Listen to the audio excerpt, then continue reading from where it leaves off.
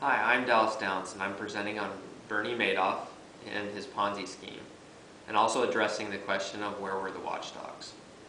Let's first talk about how Bernie Madoff got into the position that he was. In 1960, he graduated and started his company, Bernard L. Madoff Investment Securities, and he was the company chairman. He shortly after started his Ponzi scheme worth $65 billion. After he was arrested, he pled guilty to 11 felony charges, and the court sentenced him to 150 years in prison. Months earlier, he was known as one of the best investors in the market, if not in the world. What is a Ponzi scheme, and how did it come about? Charles Ponzi was the starter of a Ponzi scheme in the early 1900s. He was able to swindle more than 40,000 Bostonians into an investment scheme where basically he promised above market returns to the new investors. The new investors would come in and he would pay the old investors with their money. So eventually, it builds and you just keep paying each group off, and if you don't get new investors, you're not able to pay the older groups, and eventually it collapses on itself. This is named after Charles Ponzi for this reason. He was the inventor of this.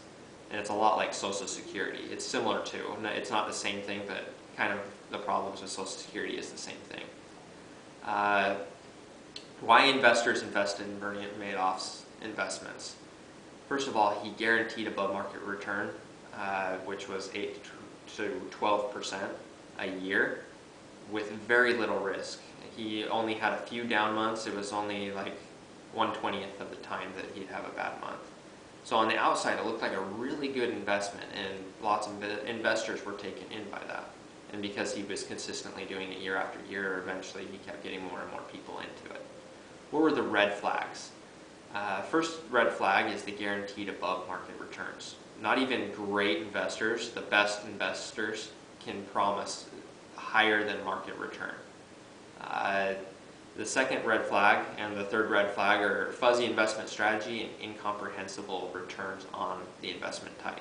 Other companies weren't able to get the same results on investments as Bernie Madoff, and it was incomprehensible of how he was making so much money and returning so much money with what he was investing in and how he was investing. Now, where were the watchdogs in all of this? Why didn't they see the red flags? Well, it was right in front of them the whole time. They had detailed records and documents of every transaction that was taking place, and most of these transactions were false. Bernie Madoff was also audited by an external audit company and subject to investigation by the SEC. The external auditing company, their job is to make sure the financials are correct, and obviously they weren't if the company did what it did and had this huge Ponzi scheme involved in it. But I guess they just overlooked the red flags, thinking that it wasn't material misstating, or they just didn't see them at all, which is a big problem. And their liability ranges with the foreseeable third-party people, and I guess they just thought that the financials were stated correctly and didn't investigate enough red flags to understand what was going on. Now, the SEC, on the other hand, was the regulatory agency that should have been able to have caught this fraud. They investigated 5 times between 1992 and the arrest of Bernie Madoff. They also had someone named Harry Markables. Harry Markables was pushing for them to investigate since the early 2000s, and he kept claiming that they were either front-running the customers' orders or it was a big Ponzi scheme. And he eventually wrote a letter to the SEC addressed "The world's largest hedge fund is a fraud." It was 19 pages with 29 different red flags that he wanted the SEC to look into.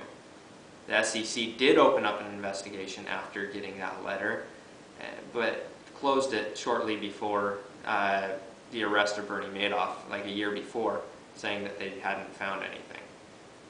Many people have said that they must have either been corrupt or too ignorant to understand what was going on. This is my presentation on Bernie Madoff, and I'm Dallas Downs. Thank you.